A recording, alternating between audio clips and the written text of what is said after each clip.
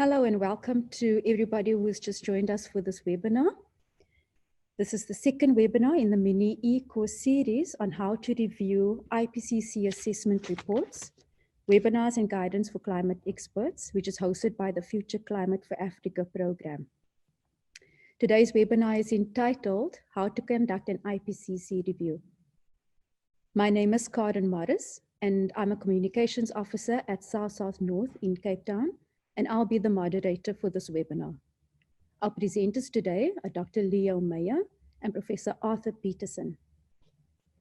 Our presenters today will conduct a series of presentations of about 25 minutes each, and I will be keeping them to time very strictly. We will only be exchanging questions and answers after all the presentations have been made. Attendees are asked to submit their questions via the Q&A button at the bottom of their screens. Please note the particular panelist to whom you'd like to address the question. And as the moderator, I will screen the questions and relay them verbally to the panelists. Our colleague, Maria Jose Pacha of the CDKN program, will be translating any questions that we have in Spanish into English for presenters to respond to. We'll aim to answer as many questions as we can in the allotted time, and any questions that we can't answer live, we will address in writing following the event. The Q&A will be followed by a 2-minute poll in which we encourage everyone to participate. This webinar is being recorded and will be shared on the FCFA website.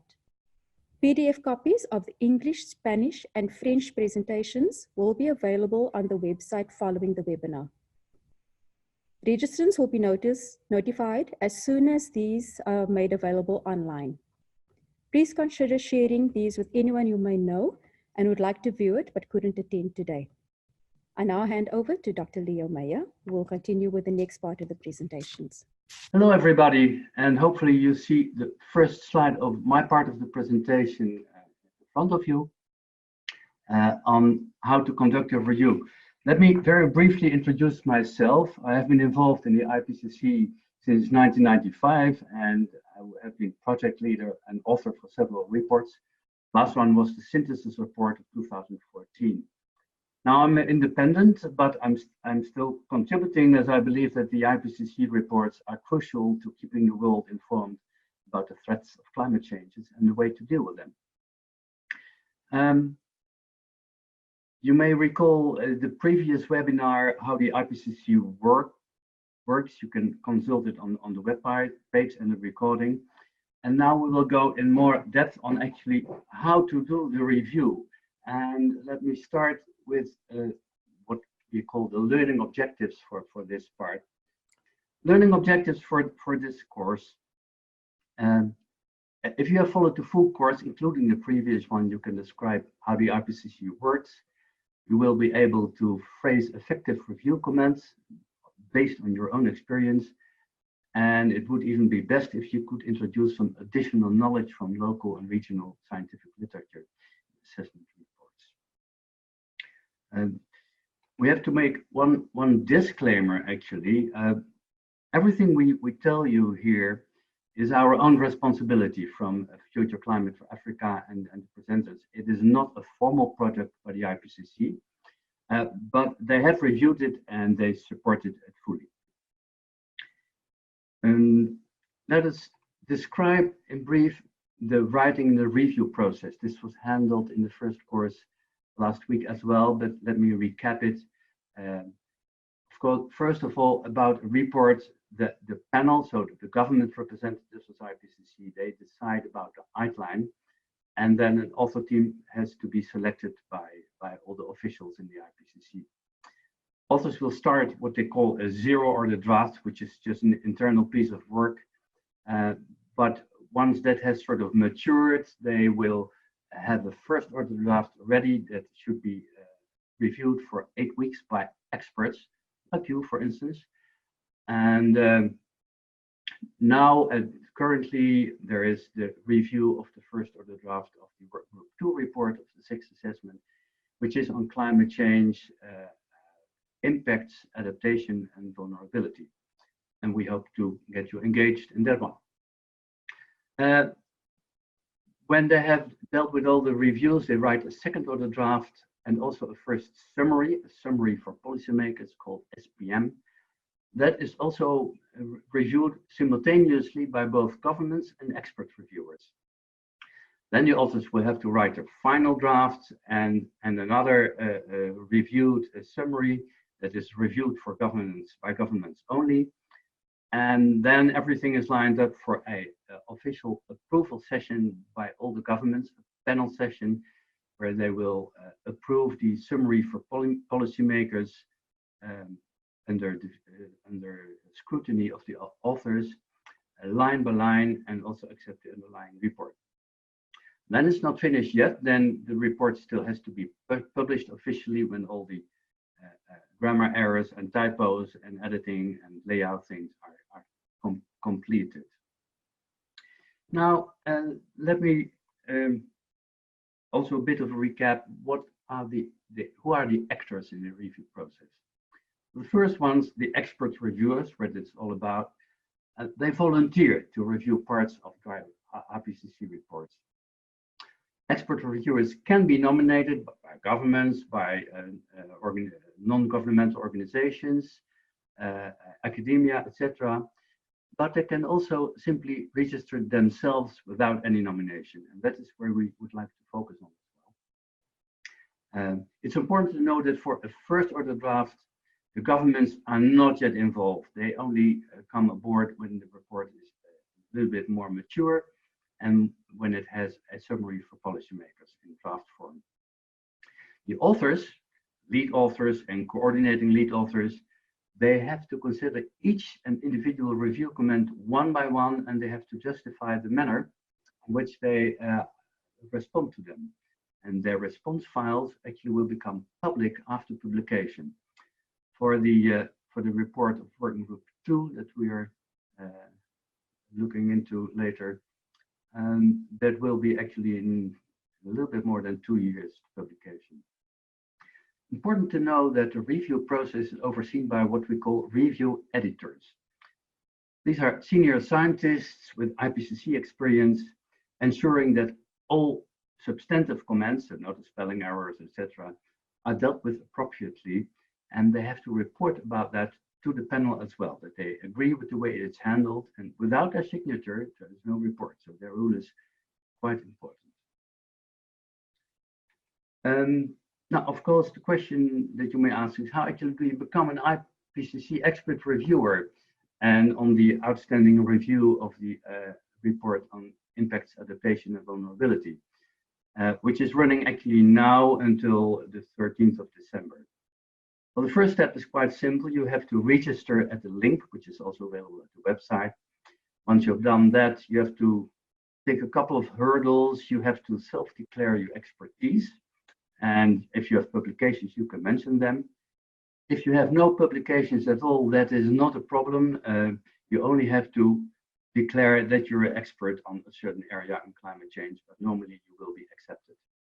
And they will send you credentials, and that will give you access to the draft chapters. And I will give you an example of that and other documentation that you need for doing the review. And then you have time to upload your expert review comments until the 13th of December, midnight. Now, let me do a little sidestep, see if that works. Yeah, this is when you have registered and you have access to the chapters, then this is the screen that you will see from the IPCC. I'm not going to read it out. You see here all the chapters. Unfortunately, without the titles, but maybe they will restore that later. But what is important here is this sentence: all draft chapters and figures are confidential and provided solely for the purpose of this review. Drafts may not be cited, quoted, or distributed. And you have to sort of agree with that before you can continue. I have made a list of the chapters, including their names, because it is a little bit easier to find when I have downloaded them. I'm an expert reviewer as well. So you can see a long list of chapters, but it does include from chapter 9 to chapter 15 regional chapters, which I think may be of particular interest to you. Let me give you one example for the chapter on Africa, for instance. You can see at the top of it all the authors. Maybe within your network you may see some familiar names. If I scroll down to part of the table of contents, you can see an executive summary. That will be actually the first thing to read to get a general idea, and then you can pick and choose whatever part is of interest to you. I would also like to particularly note at the bottom of the table of contents are the FAQs, the frequently asked questions. For instance, is there hope that African countries would be able to secure food for their growing population under changing climate conditions? These are general questions, but they're very policy relevant, and then the authors write whatever they know from literature to answer those questions. Let me give another example, which is on Central and South America. It's basically follows more or less the same format, but also here an executive summary and a couple of chapters in all sections, and a series of frequently asked questions. Well, I hope this sort of will raise your curiosity. Actually, when you want to note down your review comments, there are specific Excel sheets that you can download. You have to indicate the chapter and exactly where you can find the lines that are relevant, and then you can write your comments. It also contains a page with detailed instructions actually how to do it. You have ample time to sort that out. Let me go back to the main presentation. The IPCC itself has provided also guidance for reviewers. It's a bit formal. I want to go through it quickly, and we will add some more detail to that later. The purpose of an expert review is that we have a comprehensive, objective, and balanced report of high quality. And the experts are requested to give information on their relevant scientific and technical expertise. It's not a public review, and experts are to sign this confidentiality agreement that I showed to you. Important for you to know that if you're reviewing, don't pay attention to spelling mistakes or layout things or small editorial things. The technical support units, the secretariats of the working groups will take care of that. Just focus on substantive issues. And you have to provide your comments in English using this Excel sheet that I showed to you. What can you do? It could be not just on a line, but also on the general structure. If you miss certain subjects that are not properly dealt with, it is about, do they have all the literature aboard that is necessary? And you can provide specific text suggestions that you think would be better and provide supporting evidence from literature. When you do that, give full citations of the papers. Another way is that normally, of course, chapters expand because authors want to write everything they know, but not everything would be really interesting for society and the policymakers. So if you see things that could be shortened pieces of text, please let the authors know. It's not just text, it's also graphics and tables that need to be transparent and understandable. And of course, you cannot add much new text because authors are required to work within base length constrictions. That constraints that has to do with basically with time and money. When you are a first-time reviewer, you may wonder, all these chapters and more than 1,000 pages, where to start? Well, we have written a small guidance for first-time reviewers. You can find them on the web. And let me highlight some points out of that. How could you approach this Working Group 2 report? Well, first, study the chapter titles of the report. I showed you the list that's particularly interested. It could be a regional chapter or a certain sector, agriculture or water. Start reading with the executive summary and the table of contents, and then pick and choose issues that are of interest to you. Then you sort of dive into the chapters. What helps me actually is using the search function in the PDFs for finding certain catchwords that are particularly important. For instance, for the Netherlands, extreme events and sea level rise, and maybe something different for other countries. Very important is be critical, because authors may not know everything. Your knowledge counts as well. And don't be afraid to say, well, I don't understand this, this is jargon, this is not consistent with other informations, the graphs are not clear, and we suggest to do this and that. Are the messages clear? Because this report is not specifically written for other scientists, but it is specifically written for policymakers and the society at large. So are the messages, at least the key messages, are they clear and understand? And are they relevant without being prescriptive? As has been explained in the previous webinar. IPCC can inform policymakers, but IPCC does not prescribe what policymakers or companies or societies have to do. Is important information missing, or parts that are overlapping or even repetitive? That happens. Also mentioned the substantive comments. It's a little bit repetitive here.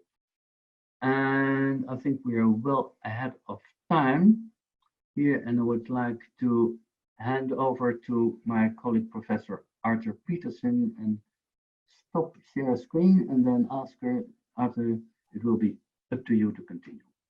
Thank you, Leo. Let me start my video.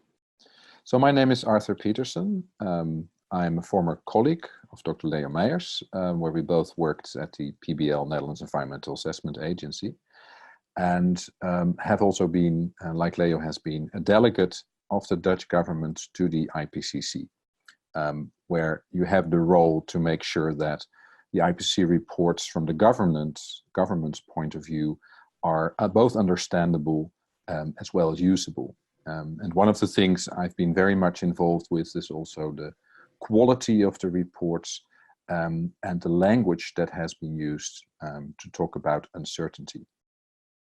So what I will do now is talk about the language in the IPCC reports, focusing first on the point picking up from what Leo Meijers just said about language that may actually be prescriptive if you're not careful in how you write it down. And we'll give some examples of that. So this is one thing to look at. And then I will focus more on the uncertainties and how they are communicated in IPCC reports. So this whole phrase that the IPCC cannot be policy relevant, it must be policy relevant, but should not be policy prescriptive. There are some examples of how you can do it correctly and when it's a problem. And typically, if you read the report and you see words like must or should or have to, you really have to look at whether they are formulated in a way that does not prescribe an action. So to give an example, the top one is okay. So to limit the warming with a particular probability, the carbon budget must not exceed a particular size. That's okay because it is formulated in a conditional sense. If you want to limit the warming to a particular extent with a particular probability, there's a limit that you must take into account. But the next example, which is not formulated with a conditionality, is problematic from that perspective, because if you would say the carbon budget must not exceed a particular amount of gigatons carbon, that is taken as policy prescriptive. Now, of course, scientists all have views, and actually governments together may decide that we must not exceed that. But the important thing of the Intergovernmental Panel on Climate Change is that it is a scientific body. It has to assess, to summarize and assess everything we've learned in the scientific research, which means we must be very careful in that scientific body not to make policy prescriptive statements. So that's something to take into account. Now, you will often see in the IPCC specific words that are in italics, and that's words like likely. And we'll get to those words, what they mean and how they are used. But it's important, if you're able to review the use of that word as well, or those words, those uncertainty words, in terms of whether they are clear, and if you're even able to go in depth and look into a chapter and see what is this statement based on. So in order to be able to do that, I will explain a little bit more about the language. But first, uncertainty as such. There's a lot of uncertainty in all these IPCC reports. So in the middle, in a sense, there's a whole chain here of uncertainty from what happens with the future of the global population and the amount of energy that's used and the way energy is produced, and then the greenhouse gases that get emitted into the atmosphere. That's all, in a sense, related to working group 3. If you also think about how we can mitigate these emissions, how we can move towards renewables, for instance. And here in the middle of the graph, we have the question of what's the consequence of all these emissions of greenhouse gases in terms of the concentrations of CO2 and other greenhouse gases, and then the effects both in the global average sense on the temperature, but we're also really interested in what's happening regionally, and ultimately in what are the impacts of these changes for specific ecosystems or natural systems. And that's working group 2 territory, where we look at the impacts.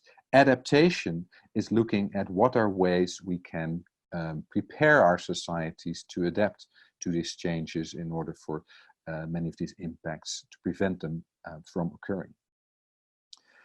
What I show here is one way to talk about uncertainty in the IPCC is to use a vocabulary that uses the word confidence. So you can have very high confidence in a particular statement, or you can have very low confidence in a particular statement. And it's helpful for readers to understand what are people more certain of and what are the scientists less certain of. To understand what a statement that has high or very high confidence, what that means, the IPCC is looking at this from 2 different lenses. So one is on evidence, and that's then related to how much evidence is there available to underpin a particular statement. So that's from measurements or from models or other types of studies. Is it limited to the highest kind of level of the amount of evidence? Is it robust? The other axis is about agreement between different scientists. So here you have to think about a peer group of scientists. Is there a low agreement in that group, or is there a high agreement? There are some extreme cases. It can be that there is very limited evidence. We don't have much evidence yet, but there is actually a very high agreement among the experts that something is happening or is the case. Only if this is really dark, if you are in the, let's say, upper right-hand corner, is where we would expect statements to have, in a summary statement, a high confidence or a very high confidence. And I want to give an example of that, which is from the latest special report on oceans and cryosphere, which came out recently. And here's it's 2 sentences, and each of them has a confidence statement in it. So the first sentence reads, global mean sea level is rising. Well, we're completely certain about that, so there's not even a confidence statement there. With an acceleration in recent decades, so we see global mean sea level going up in an accelerated sense. And why is that? And that's where this first confidence statement comes in. It's due to the increasing rates of ice loss from Greenland and the Antarctic ice sheets. And then there is, in parentheses, very high confidence. So that's just to indicate that there is a large agreement among the experts, and there's robust evidence that these ice loss from Greenland and Antarctic are increasingly being lost. Then the second example, and there's another element in that first sentence, as well as continued glacier mass loss and ocean thermal expansion. You don't put these confidence statements everywhere. You don't have to. The second has a somewhat lower level of confidence, but still high. So that's as a consequence, for instance, of this sea level rise, increases, if you combine it with increases in tropical cyclone winds and rainfall, and there's increases in extreme waves, when you combine that with that sea level rise, or to say relative sea level rise, because also land may be subsiding, then you get an increase. It exacerbates the extreme sea level events and coastal hazards that have been identified in the report. And there's a high confidence attached to that statement. So those are two examples of the use of the word confidence that you also may encounter, and you may reflect on it. Is it clear in a particular context, or do I understand why they can say it is very high? For instance, they may discuss that there is completely no agreement in the scientific literature. Then it's very difficult to get a very high confidence statement. Another way to talk about uncertainty in the IPCC is by using likelihoods. And that's a way to express let's say, how certain really are we about a statement in terms of a probability. So the highest level of likelihood that's used in the IPCC, and that's, well, there are statements for which it has been used, is that something is virtually certain. And in the IPCC context, that means more than 99% certain. More often used are the terms very likely and likely, with very likely meaning more than 90% certainty that, according to the experts in the IPCC, a particular statement is true. They say it's very likely.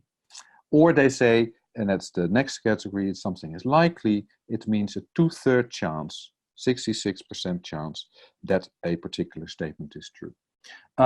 In the meantime, so this was used in many of the IPCC reports. In the meantime, there's also a 95% probability statement, which I show in the next one, which is the present estimate in the latest IPCC report of the likelihood that humans have been causing most of the warming that we see.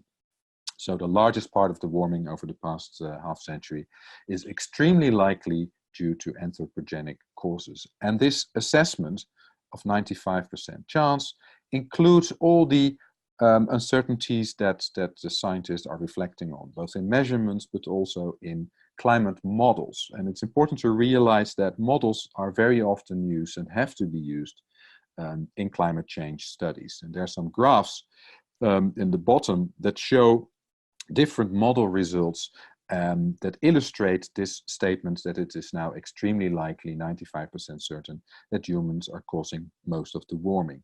Let's focus on the middle graph, where you see a black line with the temperature going up in the beginning of the 20th century and the temperature going up at the end of the 20th century. If you now use a model or set of models where you simulate the temperature based on different assumptions, you can assume in one of the models that there are no human influences on the climate, and then you get the blue band where you see there's a little bit increase. You can explain part of the increase in the beginning of the 20th century, and that's effects from changes in solar radiation and changes in volcanoes, all natural causes.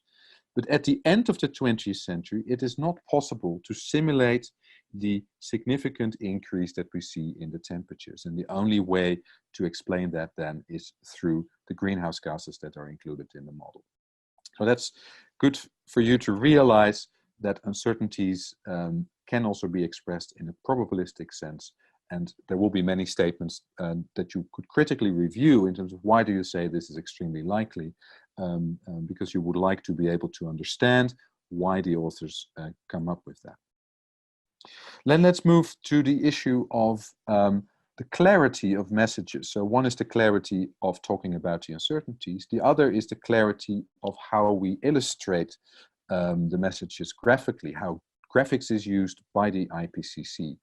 And one way to assess how well they do it is through what we call the MADE principle. So you have to focus on the message, whether that's really clear, whether a particular graph is clear. I will show two examples, one of a graph that's not very clear and one of a graph that I think is very clear. Audience, focus on who is this graph for? Is this an appropriate visual for that particular audience? Then there is the principle of design. Have good design principles being used in creating this graph. Graphic designers have rules for what's clear, what's not clear, and have they been applied.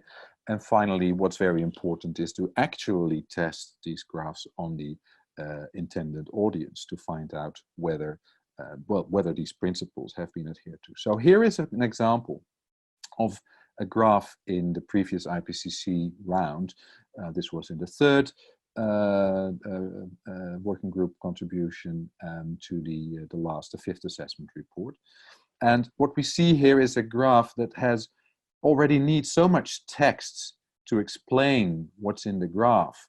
And there are so many elements in this graph, or this set of graphs, that it is accurate, and it does contain the information that the authors want to convey, but it is actually a bit too much, I think, for many people to understand what's happening. So what is shown here, just to start talking about it, and then you may start to understand the graph, but the problem is often you just see the graph and you don't have someone talking to it. What's shown here is all sorts of future pathways of what's happening with future greenhouse gas emissions, and they show separately on the left-hand side emissions until 2030, and they're grouped in two different sets of these emissions. So a set where that's all below 50, and this is set with all above 55 in a particular year, just to separate these two types of paths. And then they say, if in the future we want to go down to below 2 degrees, how much reduction of CO2 emissions do we need per year, depending on where we were in 2030?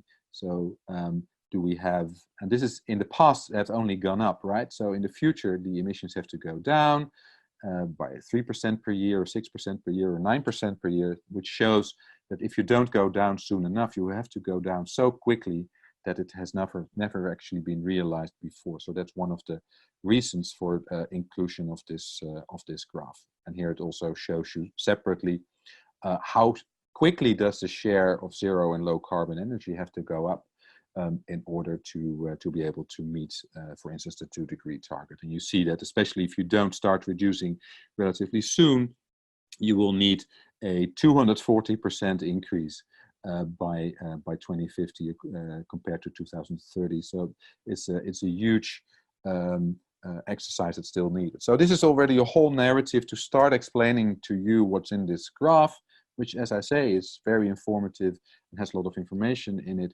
but it's hard in terms of a communicative device to really understand. This graph is, I think, much easier to get, and it has partly the same message, that there is a total carbon budget which we shouldn't go over if you want to stay below 2 degrees with a particular probability of 2,900 gigatons. This is the amount that we have already used, but it was already used until 2011, so we're a bit further now, of course.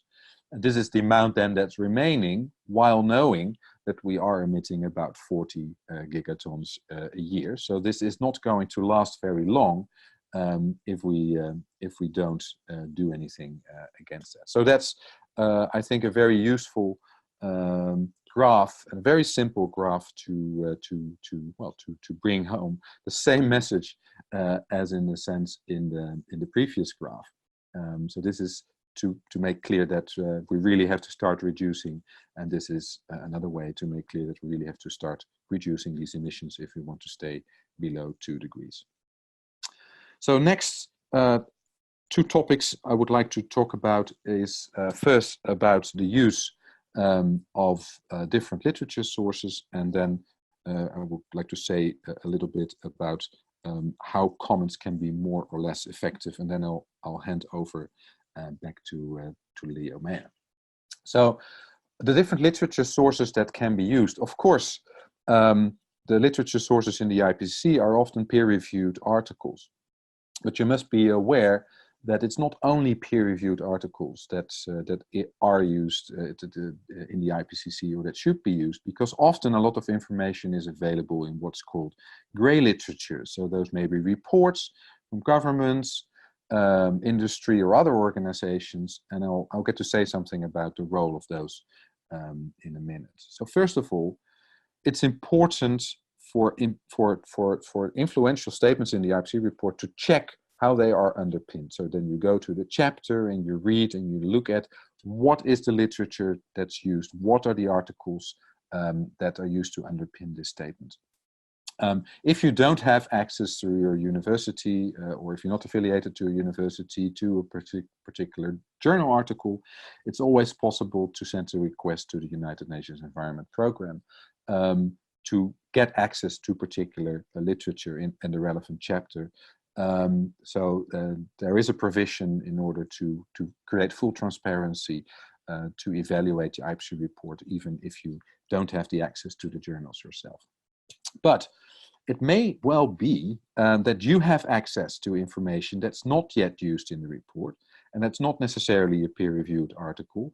And then it's possible to suggest that source of that reference to be used. And also, of course, it's important then to indicate, well, what is in that reference, so that they can take into account and maybe adjust statements or add more details.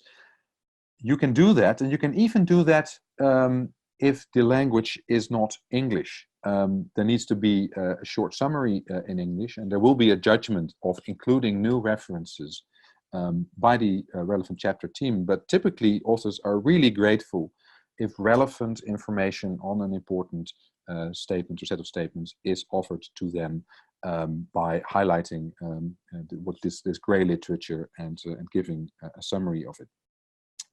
What you cannot use, and that's important to realize as well, but it's because of quality assurance and the type of publication, is blogs, social networks, personal communications. So this is all for both transparency and quality reasons. That's not expected.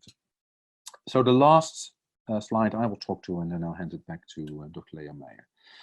It's very important that if you formulate comments, that you do that in a very accessible way, which means you have to be not long-winded, you have to be very short, you have to be very precise, and you have to concretely say what you want to see changed and why.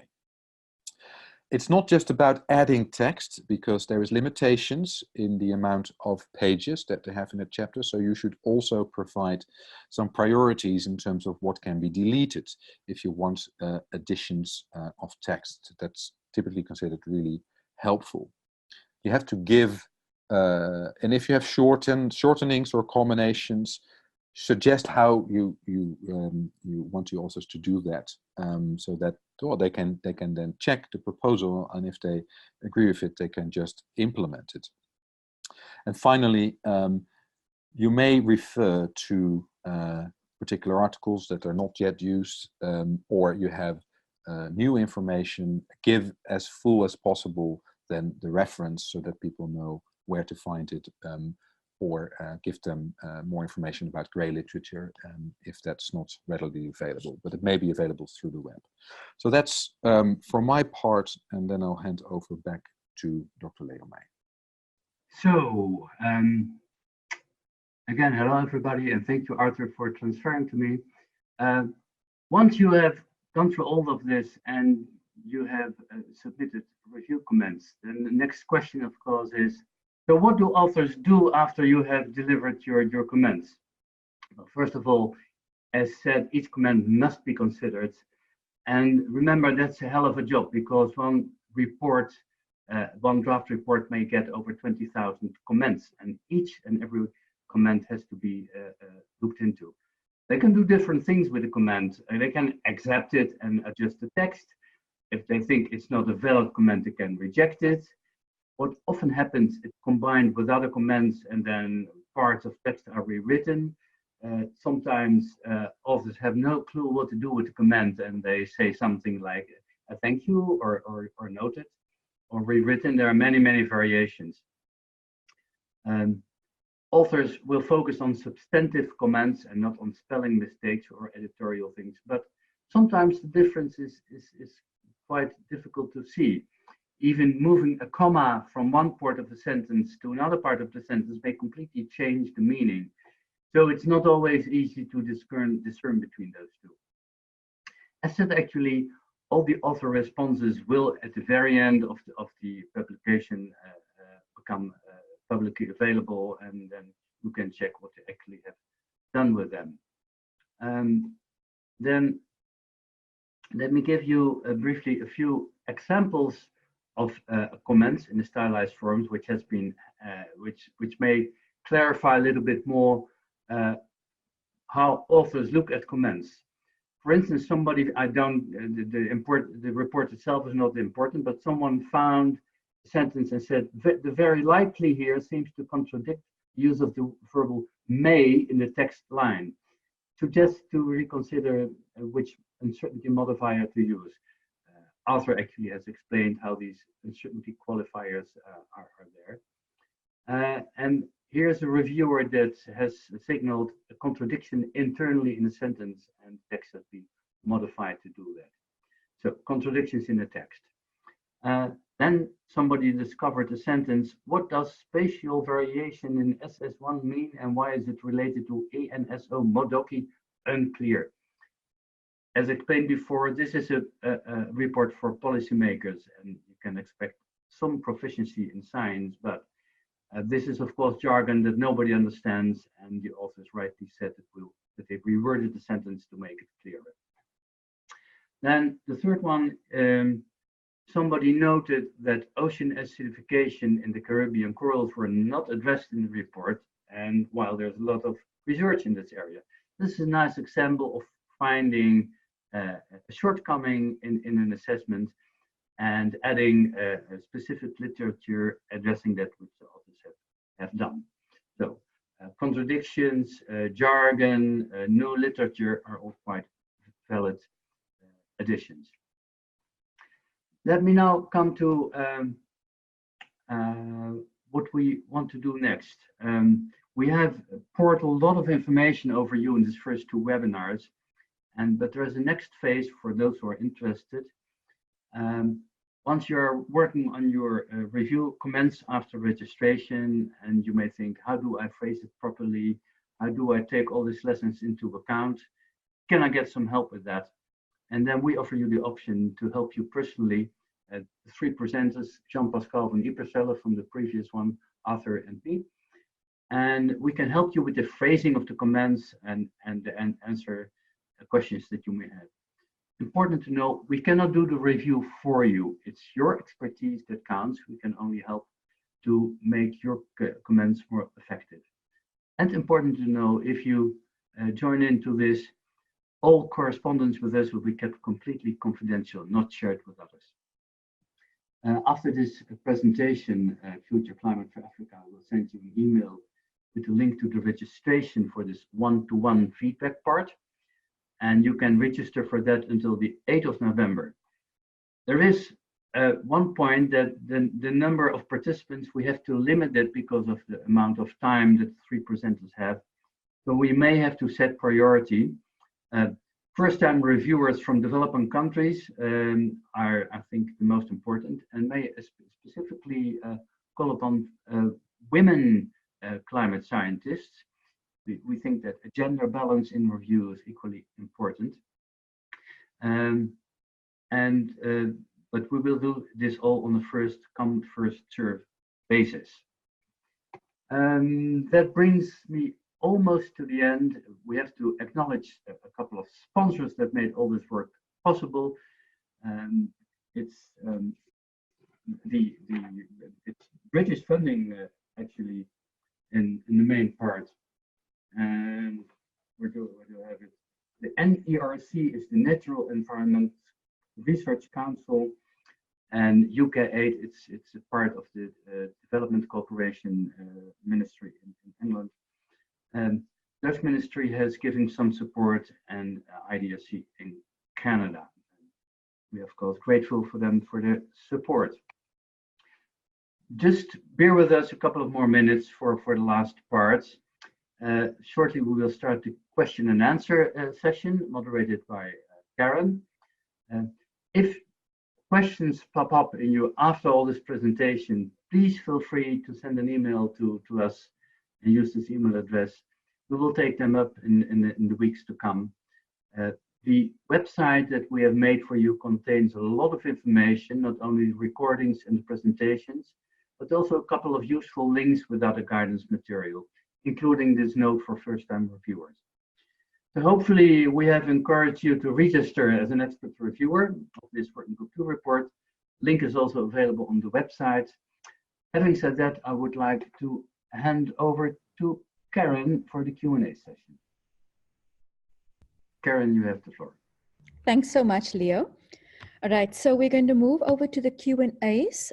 We encourage all participants to please submit your questions via the Q&A box that's at the bottom of your screen. There are a couple of questions there now, so I'm going to relay them verbally to the presenters. And as you said, those questions that we cannot cover during this time, we will address them verbally, address them after the webinar online. So the first question is for Leo, and it says, what is the minimum number of chapters in a report an expert reviewer can review? Okay, good question. You don't need to review a full chapter. You don't even need to review a full section. Each comment, even if it's on just one single paragraph or one single graph or one table, is valid.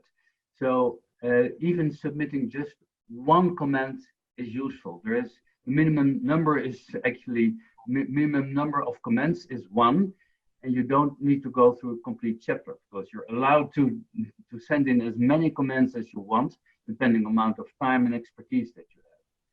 So minimum number of chapters is 1, and the minimum number in that chapter would be, well, 1 comment. But of course, it would be more useful if you take a close look at some more text. But that is completely up to you.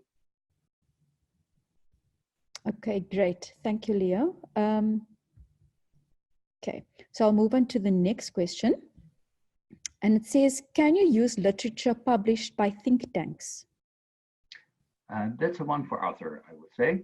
So the answer is yes, you can, because there are think tanks that put out high quality literature, high quality reports. The whole thing is about the author team that has to judge whether the quality of a particular report is good enough to be warranted and included in the references. But there are many think tanks that meet the kind of minimal standards. So the short answer is yes. The longer answer, in a sense, is sometimes for a particular claim, if there is also peer-reviewed literature, it's better to make reference to peer-reviewed literature than to make reference to only, let's say, a think tank report. But sometimes the information is not available in the peer-reviewed literature, so it's perfectly fine to do that. Thank you for that. Okay, so the next question is, how is judgment made to include additional literature, in brackets, either grey or peer-reviewed articles suggested by reviewers in a report? So let me see if I get it. So the judgment is made always by the authors on whether they make changes if they receive a comment. So if you make a suggestion to include another piece of literature, they will have to make the judgment of whether they include it or not, and they will also be transparent about that. So it takes a while, but if you submit your comment now and then the report is out, and then sometime after that, you can actually look at what they said in response to your specific comment. So you can actually trace why they did not, in case they didn't include a particular additional reference. May I add to that? If, for instance, someone has a newspaper article or a blog or something from the internet, then often that will not be accepted by authors because it has to have a certain amount of quality and some form of review. So newspapers, magazines, internet blogs, etc., are normally not used as a source for the literature source. Okay, all right. Thank you for those. So there is just a follow-up to the first question. And it says, what is the max number of chapters one is allowed to review? You can review all chapters if you have all the time in the world, but there is no maximum to amount of comments.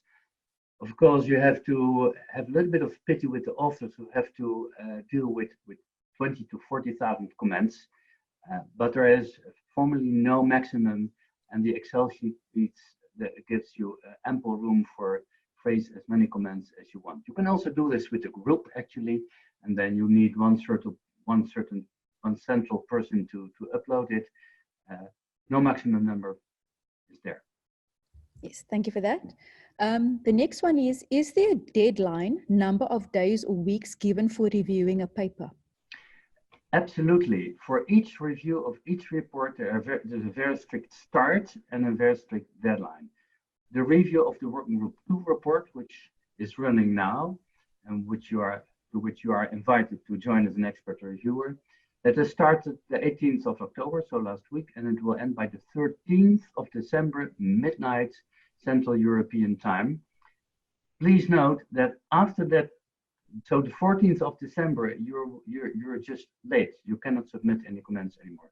So there is time, but since the authors have to go through all the review comments and prepare a next version, and they have a very strict timeline where approval sessions are already planned years ahead, there is no way on being lenient with deadlines. Deadline is the real deadline in IPCC. Okay, there's another one. How do reviewers know the outcome of the review conducted? Is there a way to follow up on this? That's an excellent question. Maybe Arthur, you would like to add to that as well. The best way is actually after publication of the report, because the expert review comments and responses to authors will be published. But that, for instance, for this report that we're looking now, that we showed, that's over 2 years. So that is, and you may be curious to know much earlier what they did with it. Now, the only way to deal with that is also review, in this case, the second order draft of the Working Group 2 report, and register again as an expert reviewer, and then go to the text and see if it's been changed and if your comments have been somehow taken into account. If not, sometimes there may be the possibility to contact authors, but of course they don't want to be spammed by hundreds of emails. But theoretically, if you think, well, this is really something that should have been taken into account, you may try to contact the authors through the technical support units of Working Group 2. You can find them, their addresses on the internet. But unfortunately, it's not possible to know directly exactly what happened with the comments, and because those answers are only provided at the very, very end of the pipeline of production of a report.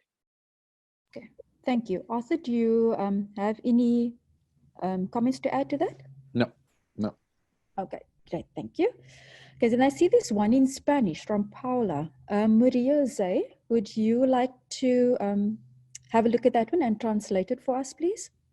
All right. Okay, so Paola Villavicencio is asking whether the reviewers need to be climatologists or can also be scientists related with the social sciences. So that first question.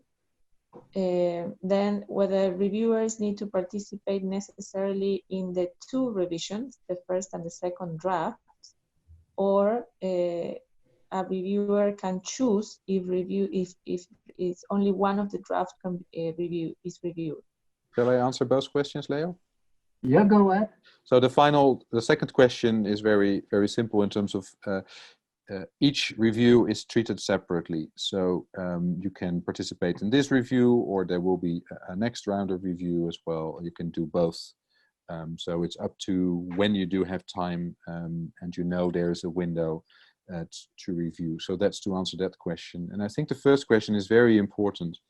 And increasingly social scientists have been involved in the IPCC, and many of the Working Group 2 and Working Group 3 chapters have been written also by social scientists. So typically in Working Group 1, which is on the physical basis of climate change, of course there are many physical climate scientists engaged in both writing and reviewing that report. But even there, if you are not a physical scientist and as a social scientist, you can ask questions.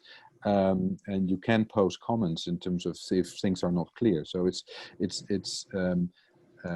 about and because these things are also for policymakers that are often themselves not climate scientists, right? So that already points out that with many different disciplinary backgrounds, you can give good comments. Now, The working group 2 report that we are that we can review is very heavily combination of ecological statements on the impacts, but also social science statements on the impacts, and adaptation is very largely also a social scientific question. So even in terms of the specialty, particular articles that you may be aware of, particular approaches that are not properly handled yet, in the IPCC report you can give a contribution as a social scientist.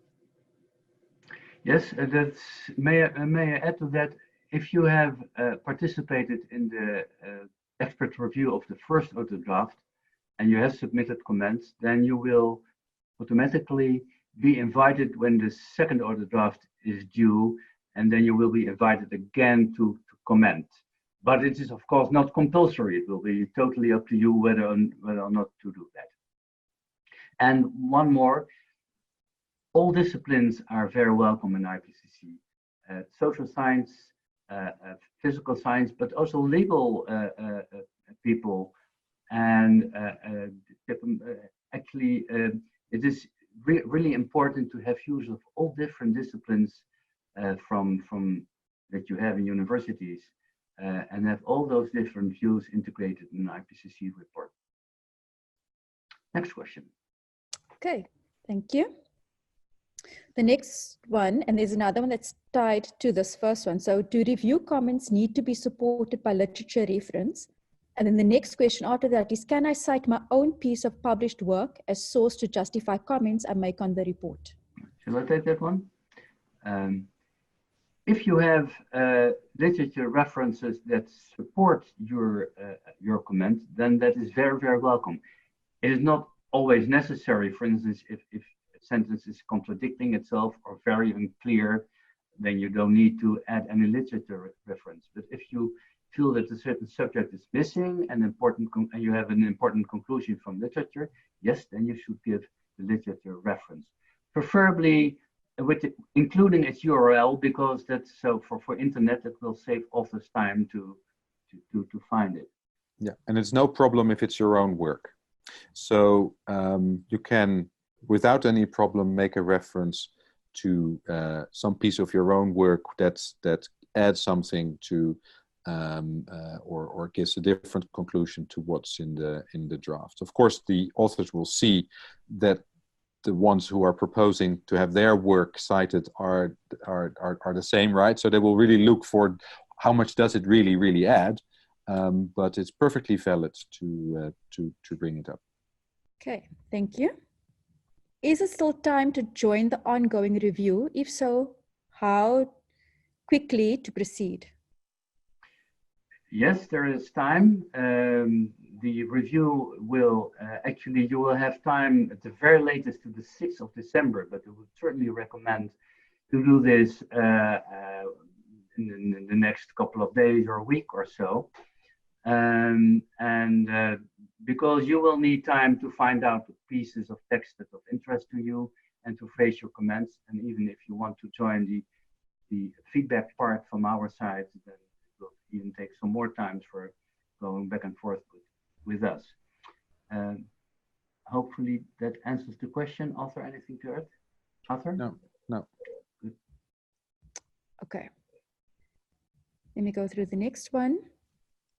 Are there professionals whose role it is to review the document as a whole following the first order and second order draft? That is, before taking the document to plenary. So let me start answering that question. So in terms of professionals, some governments, so I believe that governments have a huge responsibility to use the resources that they have. For instance, if they have national government labs or they have scientists on the government payroll, to put some of them to the task of as a professional, in a sense, to do this peer review of the IPCC report as part of their jobs.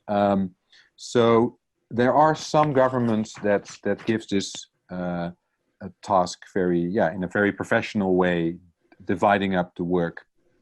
But there are not many that really do that. So maybe Leo, you can expand on this one. I'm not quite sure what the question was. Could you help me? Yeah, so that's a question from 226. Are there professionals whose role it is to review the document as a whole, following the first order and second order draft? Well, in practice, I think hardly, because it's just too much work. What happens with the second order draft review, when there is a summary for policymakers, then it's easier because that is only 20 pages or so, 25 pages. And then people with a general overview can review the whole, at least a summary of the whole report. But going through all the chapters, which is not for just one individual or one party or just one country, I think just too much. All right, then we've got another question. It says, is there a chance to discuss the comment with TSU, LA or CLA in case it's rejected, in order to know what the reason is for the rejection? Normally not. You will only see if a comment is really rejected at the very, very end of the process. And what authors have to do, actually, if they reject a comment, they have to add the reason why. They cannot just say rejected, they have to explain why, because it contradicts literature or whatever reason they have. And correspondence on that may be in some cases possible, but it's actually not quite often used. And there is, as far as I know, not an open platform or so where you can continue questions and answers on rejected comments. Thank you, Leo. How can I maximize my input in reviewing with limited references, especially in Africa? Shall I take that one? Yeah. As an individual, just try to find that part where you feel that you really have additional expertise. If you have that and you see in the text that authors have missed something, then you can make a very important and valuable contribution. But your guide will be your own expertise and your own interest in the subject, what you can bring to the IPCC. So I think that should be the answer. Have you a better answer, Arthur? No, I mean, it's maximizing your input is indeed where do you also really want to spend your time and energy on, in terms of which conclusions are most important for your region.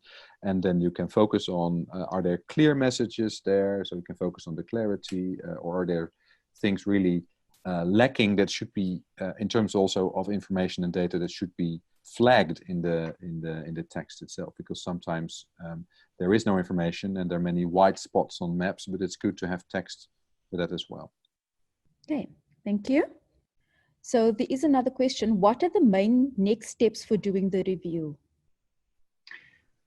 Okay, as we said in the presentation, 1, register as an expert reviewer through the link that has been provided to you in this presentation, but you can also find it on the web and also on the website of the IPCC itself by Googling.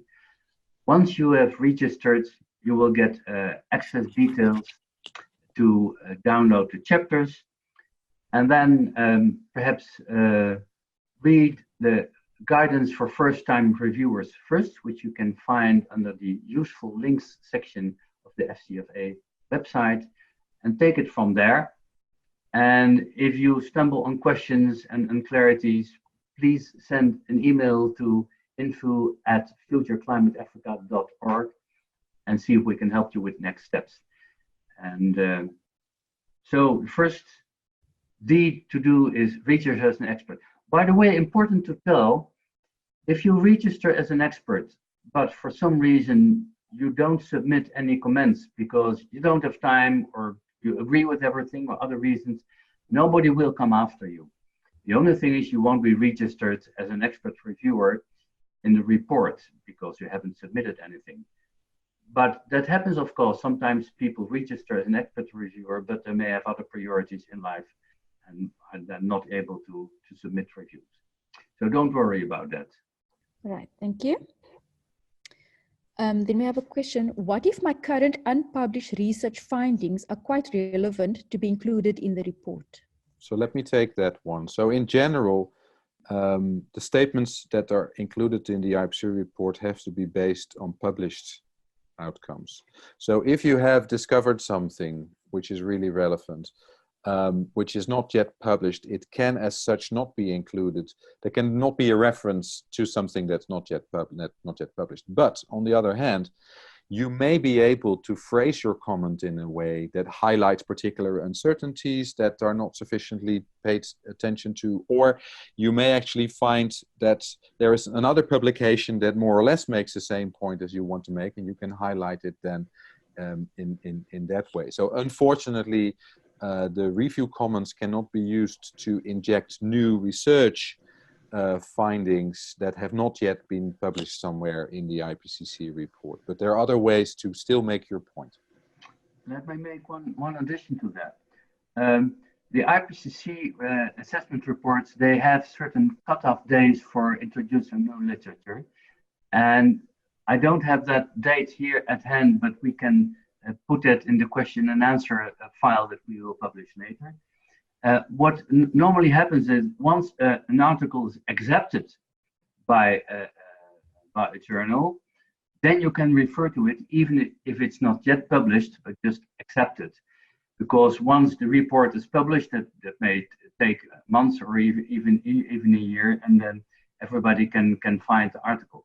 Important thing, of course, is that when people read the IPCC reports and they see the references, they should be able to find those references in literature. That's the reason why they cannot use unpublished references.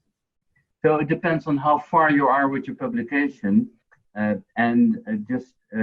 we will notify what the cutoff dates are for working group 2. I think you still have time. Yeah, Leo, thank you very much. That's a crucial addition, that at the moment you make your comment, it doesn't yet have to be published. Yeah. Right, I think we only have time for one more. And it says, do reviewers get recognition for the work done? Are these mentioned anywhere in the final document? Yes, absolutely. The final publication will contain an annex, and in that annex, all contributors and all expert reviewers are mentioned there with their name, their affiliation, and their country.